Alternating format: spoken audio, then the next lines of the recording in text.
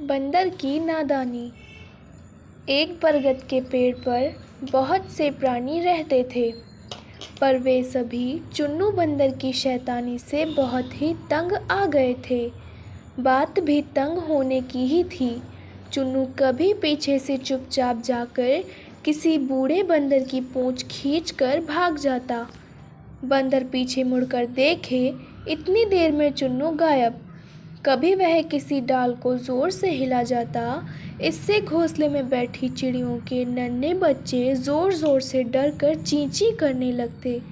चिड़िया उड़कर देखने आती कि क्या हुआ, इतनी देर में चुन्नू भाग जाता।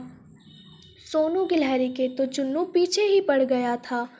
कभी कहता, अरे छुटकी, शीशे में अपना शरीर तो देख, भगवान ने तुझे कितनी छोटी सी देह दी है। कभी कहता, वाह, तू तो धारीदार रोएदार है, जैसे ओढ़ने का कम्बल ही हो। चुन्नू की बातें सुनते सुनते सोनी गिलहरी तंग आ गई। कभी कभी उसका खून खौलने लगता। कभी कभी वह सोचती थी कि इस दुष्ट को ऐसा सबक दूं कि यह दूसरों को तंग करना ही भूल जाए। पर सोनी सोचकर मन मसोस कर ही रह जाती थी, क्योंकि उसके 2 छोटे छोटे बच्चे थे।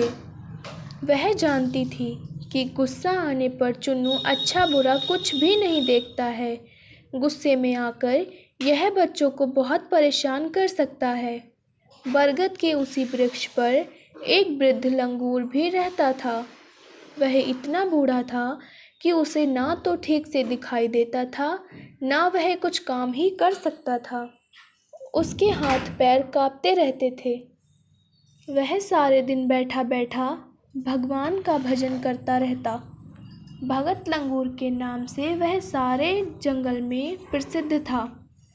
उस जंगल के सारे जानवर रोज शाम को बरगद के पेड़ के नीचे इकट्ठे हो जाते थे।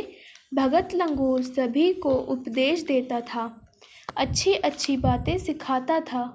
भगत की इस सेवा के बदले पक्षी उसे अपने अपने भोजन में से थोड़ा सा अंश निकाल कर दे दिया करते थे।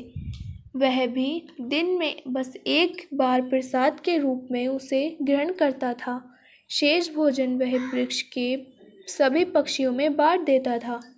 एक दिन भगत लंगूर बैठा भोजन कर रहा था कि तभी अचानक चुन्नू बंदर वहां से निकला। उसने देखा कि भगत के खाने में 2 मोटे मोटे रस भरे फूले फूले मालपुए भी रखे हुए हैं। उन्हें देखकर चुन्नू के मुंह में पानी भर आया। वह समझ गया कि ये मालपुए ज़रूर कालू कौवे ने दिए होंगे।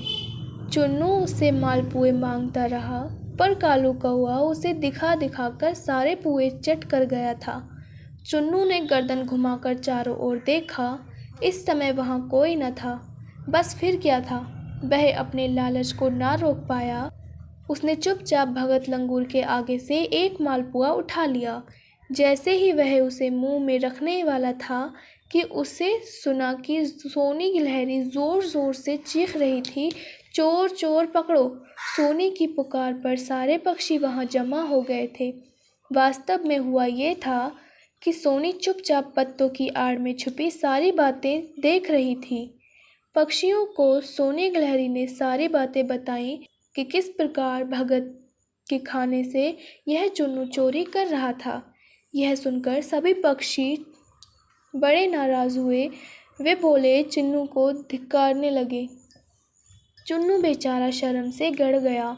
मालपुआ उसके हाथ में धरा ही रह गया। तेजूबाज ने चलते समय अपनी लाल लाल आंखें निकालकर चुन्नू से कहा कि अब की बार यदि उसने ऐसा किया तो उसकी खैर न होगी। उसे बरगद के पेड़ से निकाल दिया जाएगा। इतना अपमान और लज्जा चुन्नू ने कभी न पाया था। उसने दिन भर कुछ भी नहीं खाया। रात भर वह भूखा बैठा रहा। क्रोध से वह भूनता रहा।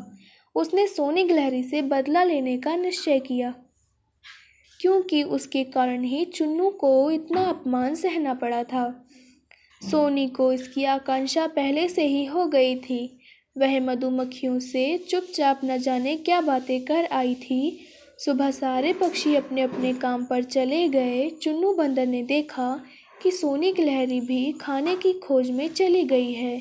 बस फिर क्या था, वह चुपचाप दबे पांव आया, सोनी गिलहरी के घर की ओर धीरे धीरे बढ़ने लगा। बरगद के पेड़ की छोटी सी खो में सोनी का घर था।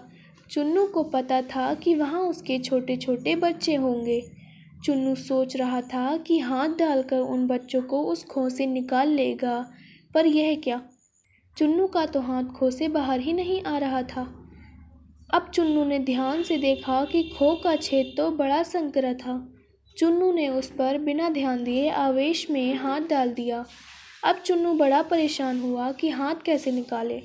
अभी वह कुछ सोच ही रहा था कि मधुमक्खियों ने आकर उस पर हमला कर दिया।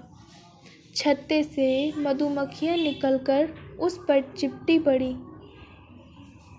अब चुन्नू का एक हाथ तो पेड़ की कोटर में फंसा था और एक हाथ से वह मक्खियाँ उड़ाता हुआ इधर उधर उछलता कूदता फिर रहा था। मधुमक्खियाँ उसे खूब काटती रहीं। छोड़ दो मुझे, अब मैं कभी भी किसी का बुरा नहीं करूँगा, कहते हुए चुन्नू रोने लगा। तभी फुदकती हुई सोनी वहाँ आई। उसने देखा कि मधुमक्खियों ने चुन्नू को चारों ओर से घेर रखा है। वे उसे खूब काट रही हैं, तंग कर रही हैं। चुन्नू चीख रहा है, रो रहा है। यह देखकर सोनी गिलहरी का हृदय पसीज उठा। उसने मधुमक्खियों से अनुनय किया कि बहनों, अब तुम इसे छोड़ दो। यह मना कर रहा है कि कभी किसी को नहीं सताएगा। हाँ हाँ, सच कहता हूँ, अब मैं किसी को तंग नहीं करूँगा, एक हाथ में अपना कान पकड़ते हुए चुन्नू बोला। मधुमक्खियों की रानी ने अपनी सेना से कुछ आदेश दिया और सारी की सारी मक्खियाँ तुरंत ही वहाँ से चली गईं। अब सोनी गिलहरी चुन्नू के पास आई। उसने अपने तेज दांतों से पेड़ की कोटर काटनी शुरू की। बड़ी कठिनाई से तब चुन्नू का हाथ वहाँ से निकला। इतनी ही देर में चुन्नू का सारा शरीर सूज गया था। मधुमक्खियों ने बड़े ज़ोर से काटा था। सोनी दौड़कर नीतू लोमड़ी के यहाँ से दवा लाई। उसे कई दिनों तक चुन्नू के शरीर पर लगाया, तब कहीं जाकर वह ठीक हुआ। उस दिन से चुन्नू ने दूसरों का मजाक बनाना, उन्हें सताना छोड़ दिया है। अब वह सबकी सहायता करता है, सभी उसे बहुत प्यार करते हैं, उससे प्रसन्न रहते हैं। आशा है कि आपको ये कहानी पसंद आई होगी। ऐसे ही मज़ेदार कहानियाँ देखने के लिए सब्सक्राइब करें।